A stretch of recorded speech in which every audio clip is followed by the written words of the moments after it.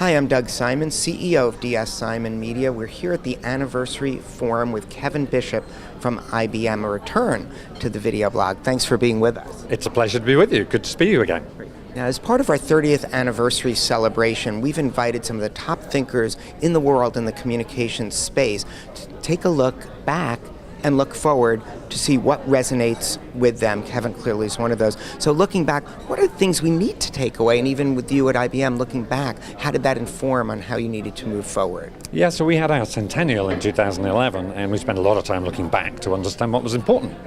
There were really two critical audiences. What mattered to our customers, why were we in business? How had we successfully negotiated a century of business and stayed relevant? And of course, what mattered to our employees, because without our employees, we don't have a business. And we found a couple of things. Our employees were all about understanding how they played a role in the world. People come to IBM not just for the job, but to be part of something that makes a difference in their world. And our clients come to us to make sense of how things work as a whole. They obviously like our technology, but it's how that actually fits in with what they do. So by really understanding those two elements of the past, we had a good platform to understand who we were today and where we go going forward.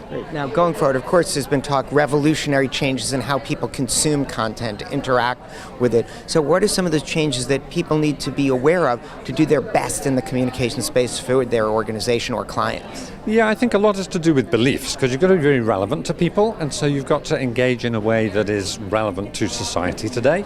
Clearly we see shifts in attitudes to all kinds of isms, whether it's religious-based things, social things and so forth. So everything you do has to be in the context of what's happening in the world. But then it's got to be relevant to people in their immediate lives as well. And the way we communicate has changed radically through the last 30 years, through the last 5 years, I think even through the last year, as people just move away from what we thought were well-established social platforms onto other new social platforms. So unless you're current, both in terms of context and in terms of method, media, you ain't going to be relevant. Somebody else is going to be there and not you. Right. So it seems like the message is look to your core for what your core values have been, but be flexible enough to make sure you stay relevant now and in the future.